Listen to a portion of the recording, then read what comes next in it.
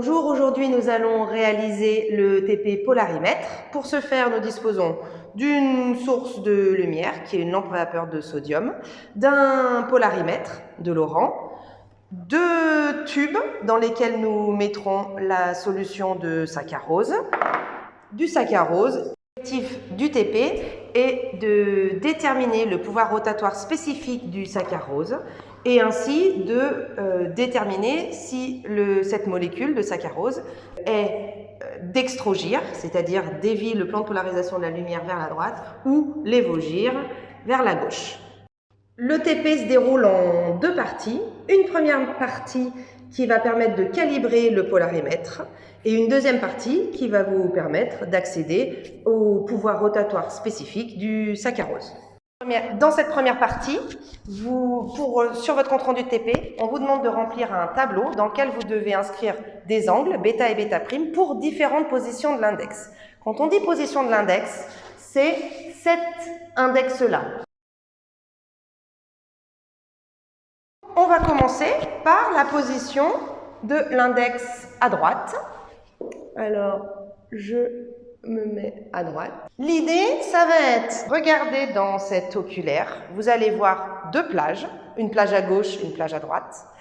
Et l'idée, ça va être de tourner l'analyseur de manière à avoir ce qu'on appelle équipénombre. Ça veut dire pas de contraste entre la plage à gauche et la plage à droite. Il faut que les deux plages soient aussi sombres l'une que l'autre et pas aussi claires.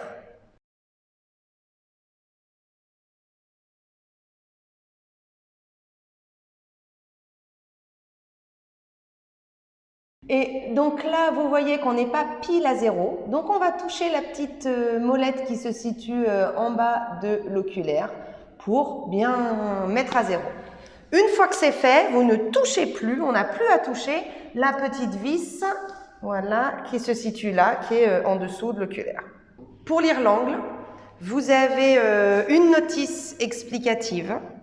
Vous lisez bien cette notice explicative parce que c'est ce qui va vous permettre de lire, de donner l'angle. Vous pouvez lire un angle positif ou négatif.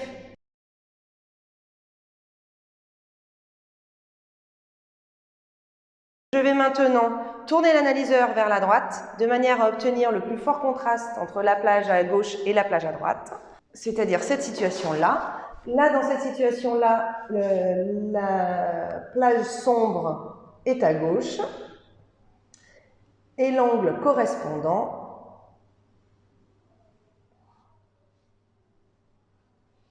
est le suivant.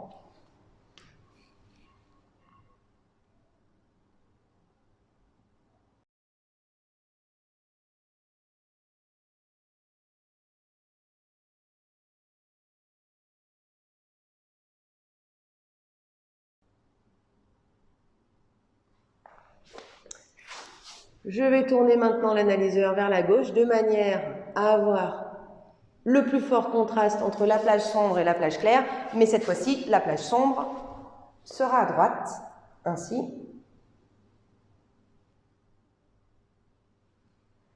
Et l'angle correspondant est celui-ci.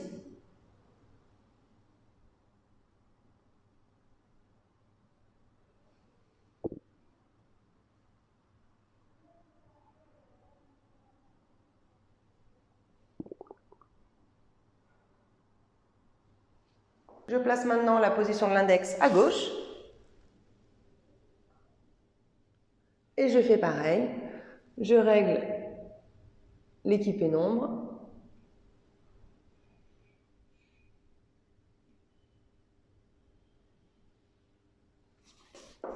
Et là, on voit quasiment rien.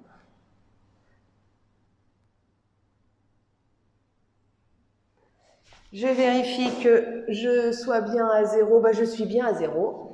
Et puis maintenant, je vais tourner l'analyseur de manière à avoir le plus fort contraste entre la plage sombre et la plage claire. Cette situation-là, dans cette situation-là, la plage sombre est à droite et l'angle correspondant est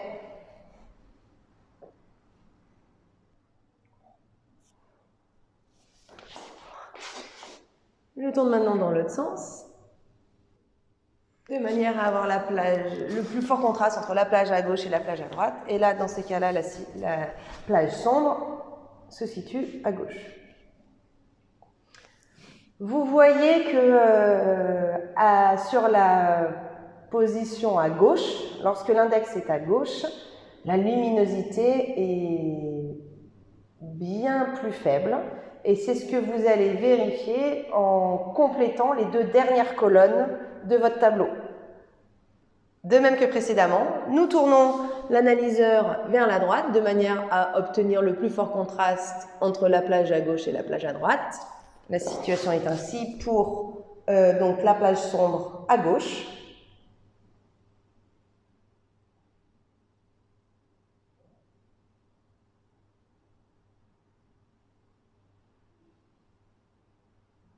L'angle correspondant, c'est celui-ci.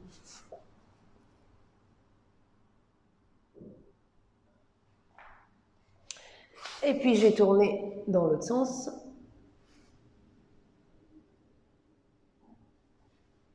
La plage sombre est maintenant à droite.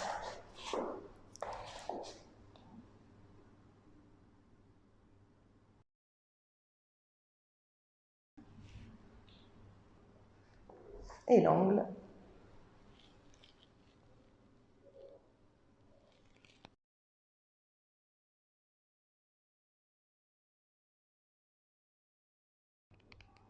Passons maintenant à la solution de saccharose.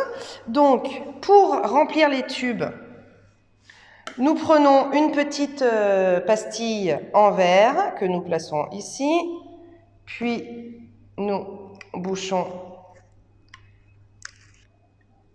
avec ceci. Nous remplissons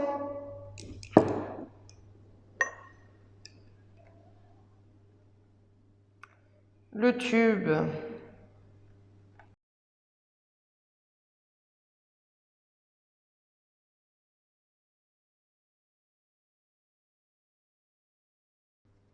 voilà. Et ensuite, vous remplissez à ras-bord de manière à éviter qu'il y ait des bulles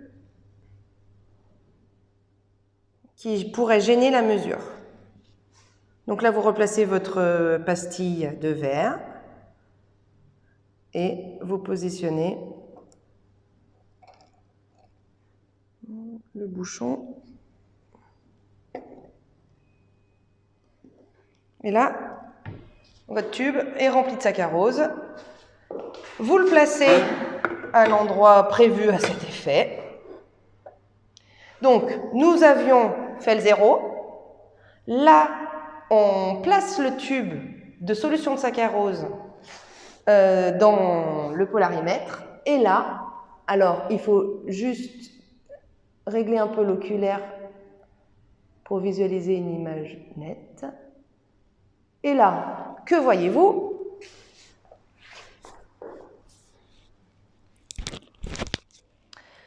Vous voyez un contraste entre la plage sombre, entre la plage à gauche et la plage à droite. Ce qui signifie que le saccharose a effectivement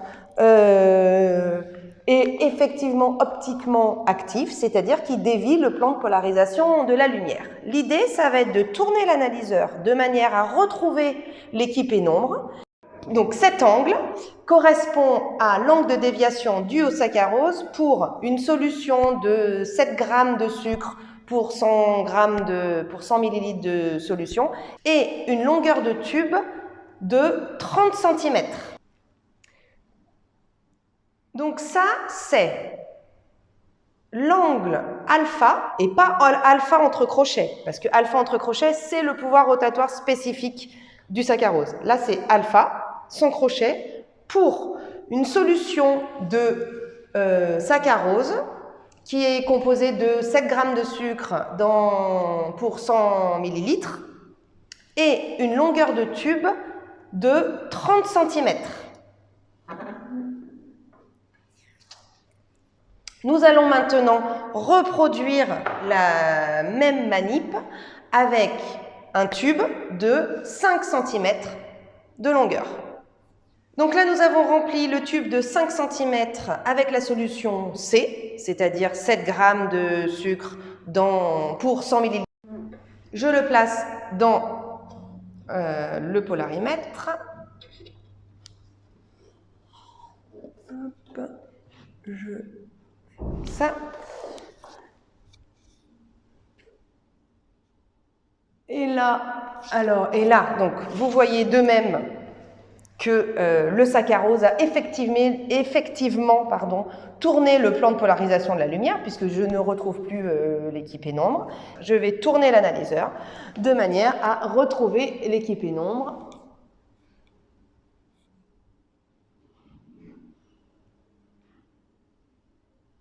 Et c'est pour cet angle-là.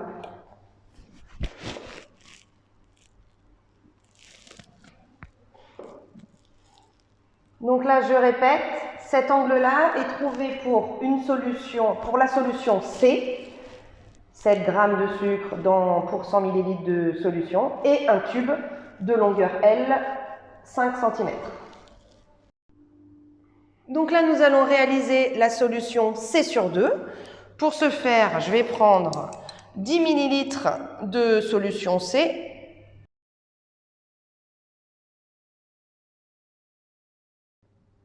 OK.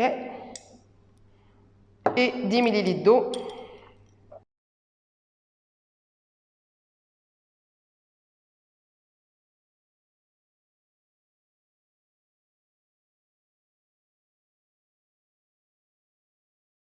Donc nous allons au préalable rincer le tube avec la solution à analyser. Voilà. Et puis, je remplis le tube, toujours à ras-bord.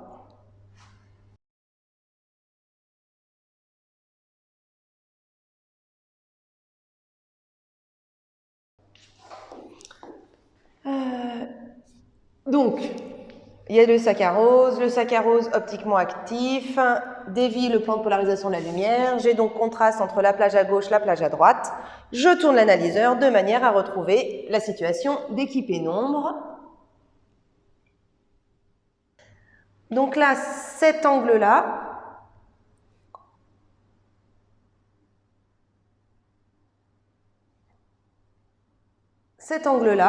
est pour une solution de concentration C sur 2 et une longueur de tube 5 cm.